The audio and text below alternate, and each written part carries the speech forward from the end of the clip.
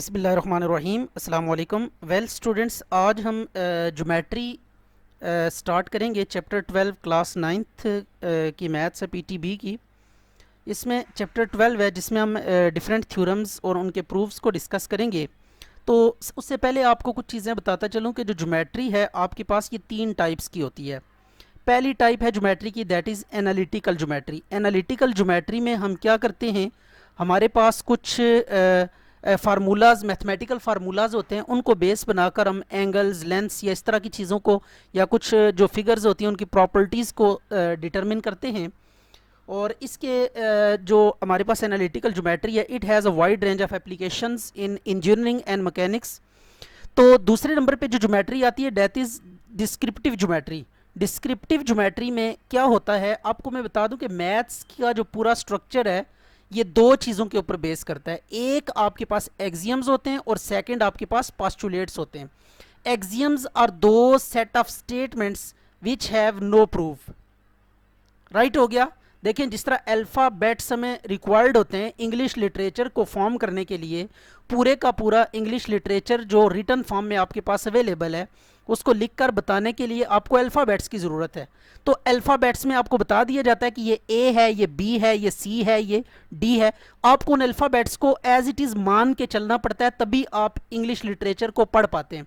इसी तरह मैथमेटिक्स को परफॉर्म करने के लिए कुछ ऐसी स्टेटमेंट्स होती हैं जिनको हमें मानना पड़ता है, उनके ऊपर बिलीव करना पड़ता है विदाउट एनी प्रूफ और विदाउट एनी लॉजिक, और उनको बेस बनाकर हम फिर फर्दर रिजल्ट्स जनरेट करते हैं। तो ऐसी स्टेटमेंट्स जिनका कोई प्रूफ एग्जिस्ट ना करे, बल्कि सब्जेक्ट को पढ़ने के लिए, समझने के लिए उन स्टेटमेंट्स की हमें ज़रूरत पड़ती है, उनको हम एक्सियम्स कहते हैं। और ऐसी स्टेटमेंट्स जिनके बैकग्राउंड पे कोई प्रूफ एग्जिस्ट नहीं करता, जिनका कोई प्रूफ एग्जिस्ट करता है, ऐसी स्टेटमेंट्स को हम पोस्टुलेट्स कहते हैं।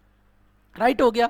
मसलन अगर आपसे कोई ये कहता है कि दो पॉइंट्स में से एक लाइन गुजर सकती है, आप ये करके दिखा सकते हैं, प्रैक्टिकली परफॉर्म करके दिखा सकते हैं, आप इसे ऑब्स्ट्रैक्ट ज्योमेट्री से प्रूव करके दे सकते हैं। There are so many methods कि आप ये प्रूव दे सकते हैं कि भाई दो अगर पॉइंट्स हैं, डिफरेंट पॉइंट्स हैं, तो उनमें से आप एक वक्त में एक ही लाइन क्या कर सकते हैं, गुजार सकते हैं। एक से ज़्यादा लाइन्स दो पार्ट में से, दो पॉइंट्स में से कॉमन लाइन्स नहीं गुजर सकती।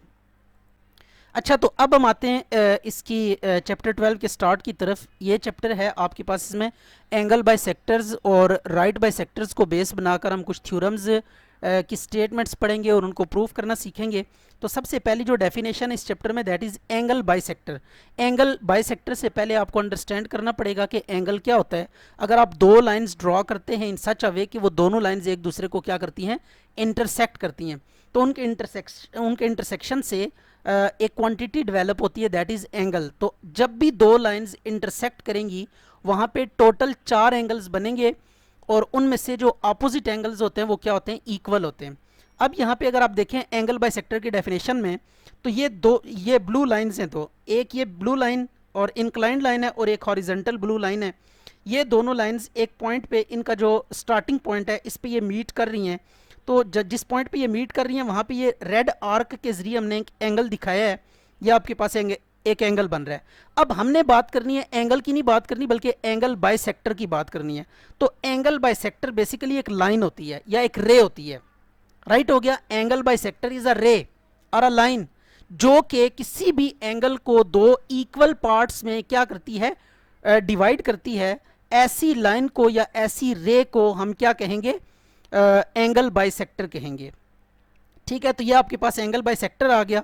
एंगल बाय सेक्टर के बाद सेकंड जो स्टेटमेंट है आपके पास वो है राइट बाय सेक्टर की। राइट बाय सेक्टर क्या होता है हमारे पास, a line which cuts a line segment into two equal parts at an angle of 90 degree. तो इसमें दो चीज़ें, लाइन सेगमेंट का आपको पता होना चाहिए। लाइन सेगमेंट एक ऐसी लाइन को कहते हैं जिसके एंड्स डिफाइंड हों, मतलब it is a segment of any line. Line आपको पता है इनफाइनाइट लेंथ की होती है। लाइन को अगर हम कहें तो इट इज़ अ कॉन्सेप्ट कि जिसमें आप किसी पॉइंट को दोनों साइडों से क्या करते हैं, इनफाइनाइटली असेंड करते हैं, तो उससे लाइन डेवलप होती है। अगर उस लाइन के एंड्स को टर्मिनेट कर दें, जैसे यहाँ पे एंड्स डिफाइंड कर दें, ठीक है, यानी फाइनाइट उसकी लेंथ हो, तो ऐसी लाइन के पीस को हम लाइन सेगमेंट भी कहते हैं। तो लाइन सेगमेंट में ये देखें, इसका एंड है और बी दूसरा एंड है, तो ये लाइन सेगमेंट है। तो लाइन सेगमेंट के ऊपर हम क्या करते हैं, राइट बाय सेक्टर ड्रॉ करते हैं। तो राइट का मतलब 90 का एंगल बनाना चाहिए, और बाइसेक्टर उस लाइन सेगमेंट को दो इक्वल पार्ट्स में डिवाइड करें, यानी ए से इस लाइन सेगमेंट जो लाइन हमने ड्रॉ किया है या जो राइट बाइसेक्टर हमने ड्रॉ किया है इस तक और इससे आगे बी तक, ये दोनों लेंथ्स क्या होंगी, इक्वल होंगी। आगे हम थ्योरम में भी डिस्कस करेंगे। तो पहली बात ये कि जो राइट बाइसेक्टर होता है वो किसी भी लाइन सेगमेंट को दो इक्वल पार्ट्स में डिवाइड करने वाली लाइन को कहते हैं, और सेकेंडली वो उस लाइन सेगमेंट के साथ 90 डिग्री एंगल बनाती है। कितना एंगल बनाएगी, 90 डिग्री एंगल बनाएगी उस लाइन सेगमेंट के साथ, तो इसको हम राइट बाइसेक्टर कहते हैं।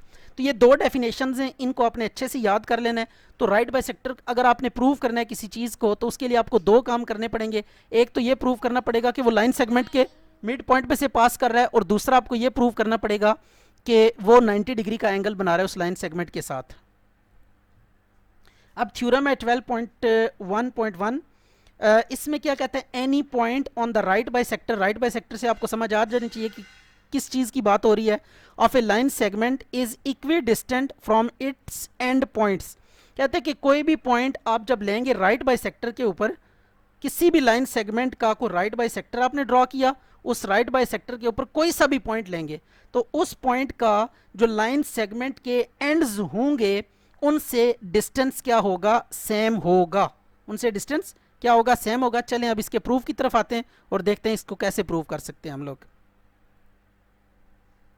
अच्छा जी, अब हम आते हैं प्रूफ की तरफ के प्रूफ में क्या क्या चीज़ें रिक्वायर्ड होती हैं। स्टेटमेंट हमने जैसा कि डिस्कस किए थ्योरम की कि इसमें हमने कोई लाइन सेगमेंट है उसका परपेंडिकुलर बाइसेक्टर है उसको लेना है, और उस परपेंडिकुलर बाइसेक्टर के ऊपर एक पॉइंट लेंगे आर्बिट्रेरी, और उस पॉइंट का ए और बी से डिस्टेंस हमने प्रूव करना है कि वो क्या होगा, सेम होगा। जितना उस पॉइंट का ए से डिस्टेंस होगा उतना ही बी से डिस्टेंस होगा। तो अब हम आते हैं, आपके पास एक लाइन सेगमेंट है, आप स्टेटमेंट पढ़ें, आपके पास एक लाइन सेगमेंट है, उस लाइन सेगमेंट के ऊपर एक परपेंडिकुलर बाइसेक्टर है, ये आपके पास ए से बी लाइन सेगमेंट है, और ये एल एम जो लाइन है ये परपेंडिकुलर बाइसेक्टर है। और उसके बाद आपने क्या करना है, इस परपेंडिकुलर बाइसेक्टर के ऊपर कोई आर्बिट्रेरी पॉइंट आपने लेकर तो उस पॉइंट का इस ए एंड से और बी एंड से डिस्टेंस फाइंड करना है। तो जितना P का A से डिस्टेंस होगा उतना ही उस पॉइंट का B से, यानी इस लाइन LM के ऊपर कोई सा भी पॉइंट लेकर उस पॉइंट का जब A से और B से डिस्टेंस फाइंड करेंगे तो वो डिस्टेंस क्या आ जाएगा, सेम डिस्टेंस आ जाएगा। तो ये हमने प्रूव करना है। अब हम गिवन की तरफ सबसे पहले आते हैं। तो जैसा कि अभी बात की, आपके पास एक लाइन सेगमेंट है और उसके ऊपर परपेंडिकुलर बाइसेक्टर है, तो गिवन में इस चीज को हमने लिखना है। तो अ line LM intersects the line segment AB, ये लाइन LM है, ए बी को ये सी पॉइंट पे इंटरसेक्ट करती है सच दैट, क्योंकि ये परपेंडिकुलर बाइसेक्टर है तो परपेंडिकुलर बाइसेक्टर के लिए दो कंडीशंस होती हैं। एक तो ये कंडीशन होती है कि ये जो लाइन एल एम होगी ये ए बी के ऊपर परपेंडिकुलर होगी, नंबर एक, और दूसरी चीज है कि सी जो होगा ये ए बी का मिड पॉइंट होगा, सी तक जो डिस्टेंस है वो सी से बी तक के डिस्टेंस के इक्वल होगा। तो अब ये दो बातें हमें पता है, परपेंडिकुलर का पता है, तो ये देखें, a line LM intersects the line segment AB at point C such that क्या है, ये जो लाइन LM है ये परपेंडिकुलर टू AB है, नंबर एक, और दूसरी बात A से C जितना डिस्टेंस है AC is congruent to CB, ये दो आपस में क्या है, इक्वल है। A से C और C से B लेंथ वाइज आपस में क्या है, सेम है, तो AC is congruent to BC। अब हम क्या करेंगे, हमने क्या करना था, इस लाइन LM के ऊपर कोई आर्बिट्रेरी पॉइंट लेना है और उस पॉइंट का A से और B से डिस्टेंस क्या करना है, इक्वल प्रूव करना है। तो ये हम कोई पॉइंट क्या ले लेते हैं, P ले लेते हैं, arbitrary anywhere on this line LM, इस लाइन LM के ऊपर P पॉइंट आप कहीं पे भी ले सकते हैं, तो P is any point on LM, line LM के ऊपर ये पॉइंट ले लिया। अब हमने प्रूव करना है कि P का A से distance PA would be equal to PB, यानी P का A से डिस्टेंस फाइंड करेंगे, P का B से डिस्टेंस फाइंड करेंगे, ये दोनों इक्वल आने चाहिए। तो ये प्रूव करना है हमने, PA equal to PB prove करना है, या PA is congruent to PB। अब ये हमने प्रूव करना है, तो टू प्रूव में इसको लिख देंगे। तो देखिए, आप अगर थ्योरम के स्टेटमेंट को रिकॉल करें तो अब सारी चीजें आपको क्लियर हो रही होंगी। वो कह रहा होगा कि अगर एक परपेंडिकुलर बाइसेक्टर ड्रॉ करेंगे किसी लाइन सेगमेंट के ऊपर, तो वो जो परपेंडिकुलर बाइसेक्टर होगा उसके ऊपर कोई भी पॉइंट आप लेंगे तो उसका उसके एंड से जो डिस्टेंस होगा वो सेम होगा। तो ये PA, इसके बाद जो चीज है वो आपके पास क्या है, प्रूफ है। तो PA is equal to PB हमने ये प्रूव करना है। तो इसके लिए हमें कुछ कंस्ट्रक्शन करनी पड़ेगी। देखें, आप प्रीवियस चैप्टर्स को अगर आप रिकॉल करें तो कोई दो लाइन सेगमेंट्स को या दो एंगल्स को इक्वल प्रूव करने के लिए हम कंग्रुएंट ट्रायंगल्स की अप्रोच यूज करते हैं। तो अब यहां पे हमारे पास जब तक ट्रायंगल्स नहीं होंगे हम इन साइड्स को जो है ना कंग्रुएंट प्रूव नहीं कर पाएंगे। तो फर्स्ट ऑफ ऑल हम कुछ ऐसा करते हैं कि यहाँ पे एटलीस्ट दो ट्रायंगल्स क्या हो जाएं, फॉर्म हो जाएं। तो उसके लिए हमने ये करना है कि P को A से ज्वाइन कर दिया और P को B से ज्वाइन कर दिया। P पॉइंट को A से ज्वाइन किया तो एक ट्रायंगल आपको मिली PCA। दिस ट्रायंगल ये अब आपको नजर आ रही है, अगर इसको मैं छुपा लूं तो PCA एक ट्रायंगल है। और इसी तरीके से अगर इस ट्रायंगल को आप छुपा लें तो आपको दूसरी ट्रायंगल नजर आए PCB, ये दूसरी ट्रायंगल है। तो ये दो ट्रायंगल्स आपको मिली हैं just by joining P to A and B। तो P को हमने A से और B से ज्वाइन किया, दो ट्रायंगल बन गए। अब इन दो ट्रायंगल्स के दरमियान हमने रिलेशनशिप डेवलप करना है, क्योंकि ट्रायंगल्स को रिलेट किया जा सकता है। तो अब इन ट्रायंगल्स को रिलेट करके हम देखते हैं कि कौन कौन सी चीजें इनकी कॉमन है, सेम है, और कौन सी चीजें इनकी क्या कर रही है, डिफर कर रही है। तो सबसे पहले ये हमने लिखा in triangle ACP has some correspondence with triangle BCP। तो ट्रायंगल ACP कौन सी वाली ट्रायंगल है, दिस वन ACP। ये ट्रायंगल जो आपके पास है ये ACP है, और BCP वाली कौन सी ट्रायंगल है, BCP। This triangle is BCP। ये दो ट्रायंगल्स हैं, एक ये ट्रायंगल है BCP और देन CAP। इन ट्रायंगल्स के बीच में हमने रिलेशनशिप क्रिएट किया है। अब हम देखते हैं कि इनमें कौन सी चीजें कॉमन है। तो सबसे पहले आप देखें AC इक्वल है CB के, कहां से, ये यहां से गिवन से। देखिए गिवन में आप नोट करें तो आपको AC is equal to BC नजर आ रहा है। AC एक ट्रायंगल की साइड है और BC दूसरी ट्रायंगल की साइड है। तो जब ट्रायंगल्स को रिलेट कर रहे होंगे आप, तो आप कॉरेस्पॉन्डिंग या रिस्पेक्टिव साइड्स को कॉरेस्पॉन्ड करेंगे। ये बात आपने ध्यान रखनी है। एक ट्रायंगल की एक साइड फिर दूसरी ट्रायंगल की एक साइड आपने लेनी है। ऐसा नहीं करना कि एक ही ट्रायंगल की दो साइड्स को आप आपस में कंपेयर कर दें। तो ये चीज आपने ध्यान में रखनी है। AC जो साइड है वो एक ट्रायंगल की होनी चाहिए और BC दूसरी ट्रायंगल की। तो AC कंग्रुएंट है BC के, ये कहां से लिया हमने, गिवन से लिया। सेकंडली ACP, अब ये एंगल को देख ले जरा, ये आपके पास ACP मीन टू से इस एंगल की बात हो रही है। ACP तो C पे, जो C सेंटर में है ना, जो सेंटर में है उस वाला एंगल। तो ये एंगल का सिंबल है, measurement angle ACP is congruent to angle BCP। ये इक्वल हम डालेंगे यहाँ पे क्योंकि मैग्नीट्यूड इज कंसर्न। तो जब आप किसी चीज की मैग्नीट्यूड लिखेंगे तो ये कंग्रुएंट से इक्वल पे आ जाएंगे। तो मेजरमेंट एंगल ACP इक्वल है मेजरमेंट एंगल BCP के, और ये 90 डिग्री है। क्यों 90 डिग्री है, LM is perpendicular to AB। ये जो लाइन LM है, ये वाली LM वाली जो लाइन है और ये AB आपस में परपेंडिकुलर है। परपेंडिकुलर लाइन कौन सी होती है, जिनका आपस में एंगल ऑफ इंटरसेक्शन जो होता है वो 90 डिग्री होता है। तो अगर इस साइड पे एंगल 90 डिग्री है तो इस साइड पे भी एंगल 90 डिग्री होगा by the postulate of supplementary angle. Supplementary angles क्या होते हैं, ये देखें आपके पास ये दो लाइंस है जो कि एक दूसरे को इंटरसेक्ट कर रही हैं। ये दो लाइंस है जो एक दूसरे को क्या कर रही हैं, इंटरसेक्ट कर रही हैं। जब भी दो लाइंस इंटरसेक्ट करती हैं तो आइदर साइड पे जो दो एंगल्स बनते हैं उनका सम कितना होता है, 180 डिग्री होता है। ये सप्लीमेंट्री एंगल्स का पोस्टुलेट है कि जब भी किसी ट्रायंगल को आप इंटरसेक्ट करवाएं, किसी भी लाइन को किसी दूसरी लाइन के साथ इंटरसेक्ट करवाएंगे, तो लाइन के ऊपर या लाइन के नीचे या लाइन के लेफ्ट या लाइन के राइट साइड पे जो दो एंगल्स होंगे उनका सम 180 डिग्री होगा। तो अब ये एंगल 90 डिग्री है तो ये भी 90 होगा। 90 प्लस 90 कितना बनता है, 180। ये सप्लीमेंट्री एंगल्स का पोस्टुलेट यहाँ पे वैलिड है। तो अब ये measurement angle ACP measurement angle BCP ये परपेंडिकुलर रहने की वजह से 90 डिग्री हो गए। और हमने ये कहां पे लिखा हुआ, ये गिवन में ही है, LM is perpendicular to AB। ये गिवन के अंदर से हमने उठाया कि एंगल ये कितना है, 90 डिग्री है। C पे जो एंगल बन रहा है इस साइड पे और C पे जो दूसरी साइड पे एंगल बन रहा है, दोनों एंगल्स की वैल्यू कितनी है, 90 डिग्री है। उसके बाद PC is equal to PC common है दोनों ट्रायंगल में। ये देखिए कॉमन वॉल है, इस ट्रायंगल की साइड के तौर पे भी ये PC काम कर रहा है और इस ट्रायंगल की साइड के तौर पे भी ये PC काम कर रहा है। ये दोनों ट्रायंगल्स की साइड के तौर पे काम कर रहा है। तो दैट इज व्हाई इसको हम क्या कहेंगे कि ये हमारे पास क्या है, कॉमन। तो ये कॉमन आ गया।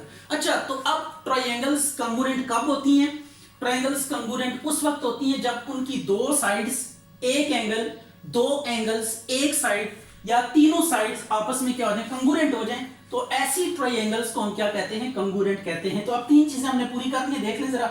ये आपके पास साइड्स हैं, ये एंगल है, ये फिर साइड है।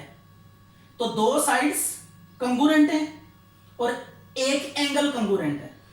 अब देखें इन ट्रायंगल्स की दो साइड्स और एक एंगल कंग्रुएंट आ रहा है, तो साइड एंगल साइड पोस्टुलेट क्या कहता है कि these triangle would be congruent, मतलब इनकी जो रिस्पेक्टिव साइड्स होंगी वो सेम सेम होंगी और रिस्पेक्टिव एंगल्स भी क्या होंगे, सेम टू सेम होंगे। तो अब triangle ACP is congruent to triangle BCP, तो इसका मतलब है कि इनकी जो रिस्पेक्टिव साइड्स होंगी वो क्या होंगी, कंग्रुएंट होंगी। तो अब रिस्पेक्टिव साइड मीन 90 के सामने वाली साइड ये ना, ये देखें 90 डिग्री एंगल के सामने ये साइड है, तो इधर देखेंगे 90 डिग्री के सामने कौन सी साइड है, ये वाली साइड है। तो अब जो एंगल्स इक्वल एंगल है उनके सामने जो साइड्स होंगी वो भी क्या होंगी, इक्वल होंगी। तो अब ये एंगल 90 के सामने साइड एपी है और इधर 90 के सामने साइड बीपी है, तो इसका मतलब AP would be congruent to BP. तो हमने ये लिख दिया P A is congruent to PB, ये corresponding sides of congruent triangle. तो ये देखें प्रूफ में हमने ये करना था, पी का ए से और पी का बी से डिस्टेंस इक्वल प्रूव करना था। ठीक है, तो ये थ्योरम यहाँ पे कंप्लीट हो गया। अच्छा जी, अब नेक्स्ट थ्योरम में हमारे पास ये है converse of the previous theorem. इसमें हम डिस्कस करेंगे any point equi distant from the ends of A line segment is on the right bisector of it. कहते हैं कि कोई भी पॉइंट आप लेंगे जो कि किसी लाइन सेगमेंट के एंड पॉइंट से सेम डिस्टेंस पर होगा, तो उसके ऊपर कंडीशन ये होगी कि वो पॉइंट उस लाइन सेगमेंट के राइट बाइसेक्टर के ऊपर लाई करेगा। अच्छा जी, ये उसी थ्योरम का कन्वर्स है। कन्वर्स क्या होता है कि हमने ऑपोजिट जाना होता है। पहले आपने थ्योरम में देखा कि आपको कुछ गिवन था, उसको लेकर आपने कुछ प्रूव किया। अगर आप प्रूफ को गिवन बना दें और गिवन को प्रूफ बना दें, तो एट दैट केस इस थ्योरम को हम क्या कहते हैं कि ये कन्वर्स है। ठीक है, तो कन्वर्स को हम कैसे डिफाइन करते हैं कि इसमें गिवन और टू प्रूव जो होते हैं वो आपस में इंटरचेंज हो जाते हैं। ठीक है, मसला हम ये कहते हैं कि अली असलम का भाई है। ठीक है, इसको जस्ट समझने के लिए अली असलम का भाई है, तो इसका कन्वर्स भी हम ले सकते हैं कि असलम फिर क्या होगा, अली का भाई है। ये भी बात ठीक है, तो इसको हम कहते हैं कन्वर्स। अली असलम का भाई है और असलम क्या होगा, अली का भाई होगा। तो अली पहले लगाए या बाद में लगाए, असलम पहले लगाए या बाद में लगाए, भाई होने पे कोई रिलेशनशिप इसका डिस्टर्ब नहीं होगा। लेकिन अगर आप ये कहें कि अब कुछ ऐसी भी चीजें स्टेटमेंट्स होती हैं जिनका कन्वर्स एग्जिस्ट नहीं भी करता। मसलन मैं ये कहता हूं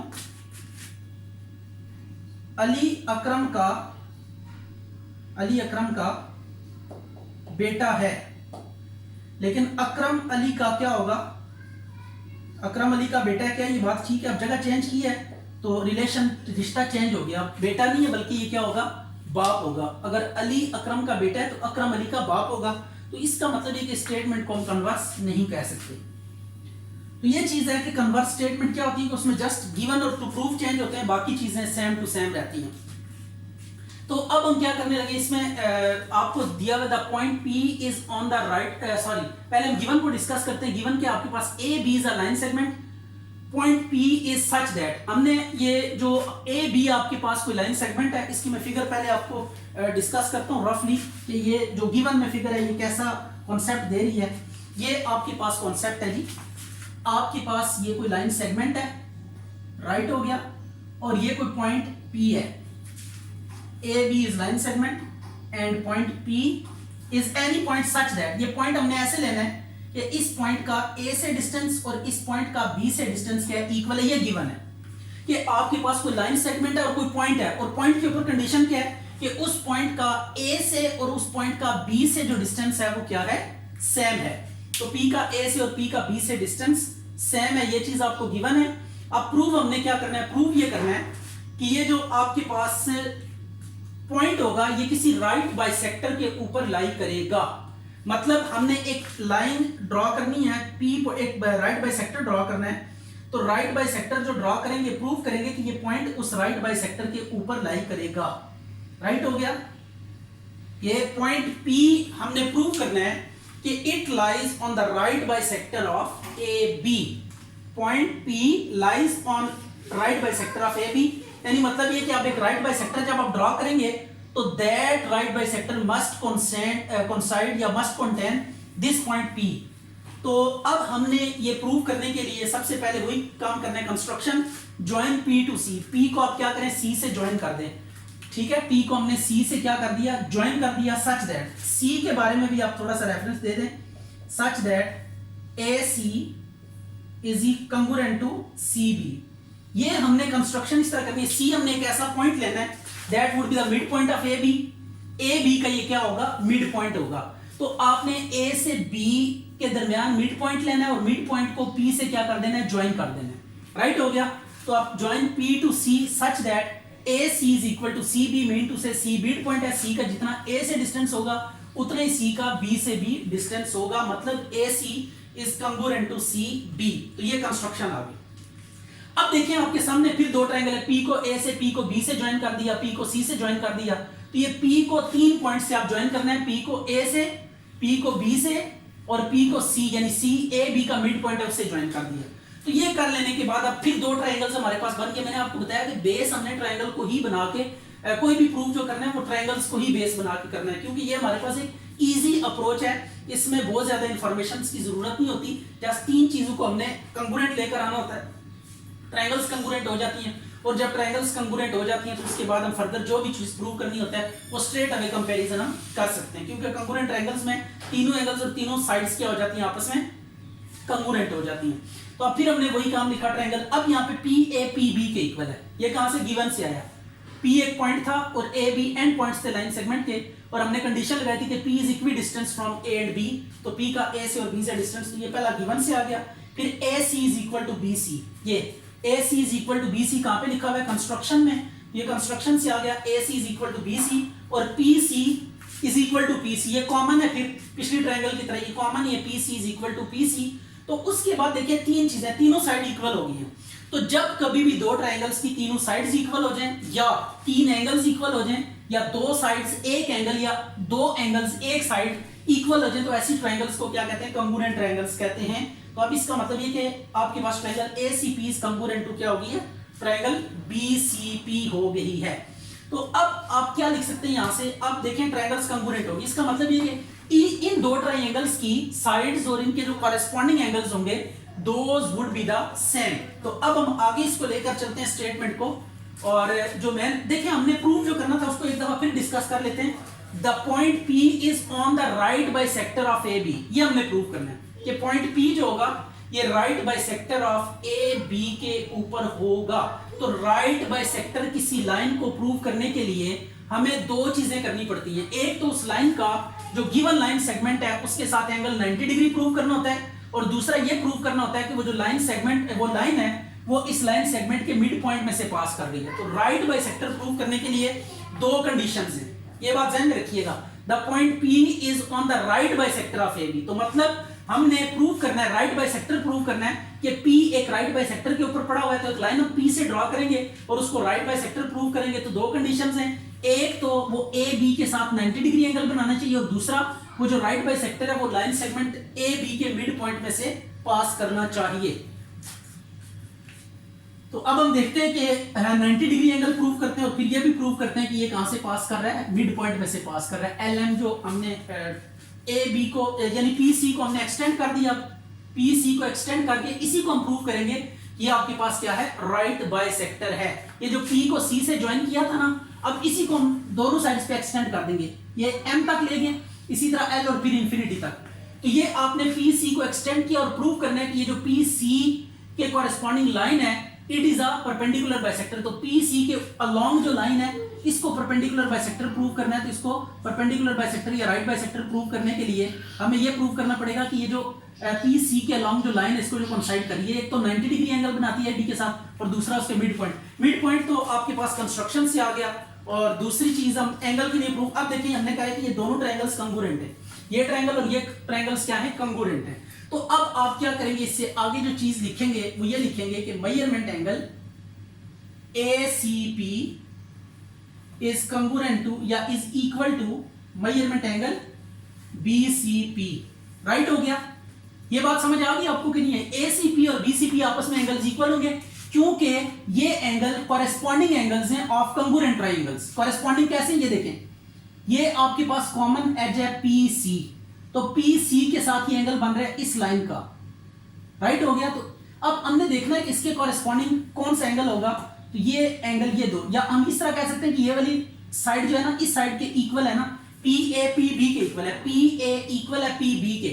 तो PA के ऑपोजिट जो एंगल होगा वो और पी बी के अपोजिट जो एंगल होगा वो ये दोनों एंगल्स आपस में क्या होंगे, इक्वल होंगे। ये आइसोसेलेस ट्रायंगल की प्रॉपर्टी हम लगा रहे हैं।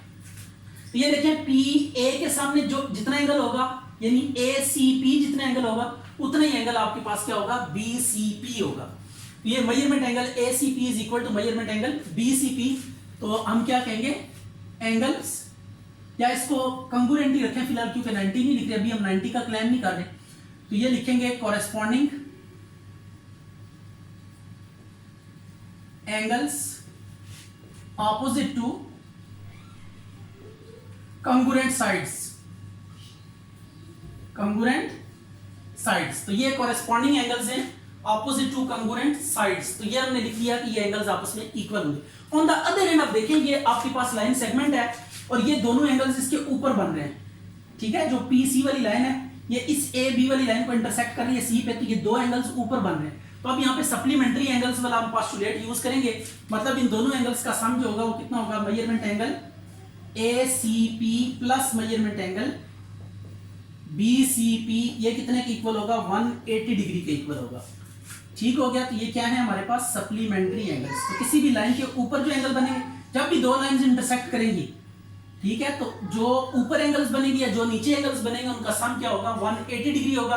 या जो लेफ्ट साइड पे एंगल्स बनेंगे या जो राइट साइड पे एंगल्स बनेंगे उनका एंगल सम 180 डिग्री के इक्वल होगा। तो ये आ गए सप्लीमेंट्री एंगल्स, तो इनका सम 180 है। अब ए सी पी किसके इक्वल है, बी सी पी के इक्वल है। तो आप ए सी पी की जगह पे इसकी वैल्यू पुट कर सकते हैं,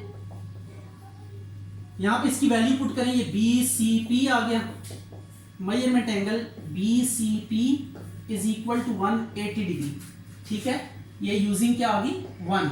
अब इसके बाद इन दोनों को ऐड करें, तो ऐड जब करेंगे तो ये आ जाएगा measurement B C P is equal to 180 degree, 2 को डिवाइड करें जाके, तो it would be what, B C P is equal to 90 degree. ये अब बी सी पी क्या आ गया आपके पास, परपेंडिकुलर आ गया। तो मतलब अब यहां से हम क्या लिख सकते हैं, यहां से हम एक रिजल्ट लिखेंगे, वो ये है बी सी पी वाली बी सी वाली लाइन कौन सी है, यहां पहले इसका सेगमेंट बना लेते हैं। बी सी वाली लाइन कौन सी है, ये बी सी वाली लाइन है ए बी वाली, क्योंकि सी जो है ना ए बी के ऊपर पड़ा हुआ है। तो अगर किसी लाइन के एक पार्ट के साथ किसी दूसरी लाइन का एंगल जो होता है वही एंगल उस पूरी लाइन के साथ भी होता है। तो इसका मतलब ये होगा कि हम यहां से लिख सकते हैं, दिस इंप्लाइज एल एम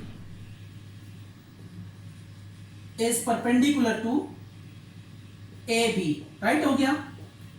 या हम लिख सकते हैं एल एम जो यानी पी सी के अलोंग जो हमने एक्सटेंशन ली है एल एम की, ये क्या है हमारे पास, परपेंडिकुलर टू ए बी है। तो पहली चीज प्रूव होगी हमारे पास, ठीक है, कि L M is perpendicular to A B आ गई। और दूसरी चीज हमने क्या प्रूव करनी है कि सी जो है ना ये ऑलरेडी गिवन है, also A C is equal to B C. ये कहां पे लिखा था, कंस्ट्रक्शन में, हमने कंस्ट्रक्शन ही ऐसे की थी। ये आपके पास दो चीजें इक्वल आ गई, एक तो एल एम परपेंडिकुलर आ गया ए बी के ऊपर, और दूसरा ये कि एल एम वाली जो लाइन है वो कहां से पास कर रही है, सी से पास कर रही है, और सी क्या है, मिड पॉइंट है। तो इसका मतलब line L M 90 degree angle बनाते हुए सी पॉइंट से गुजर रही है, which is mid point of A B.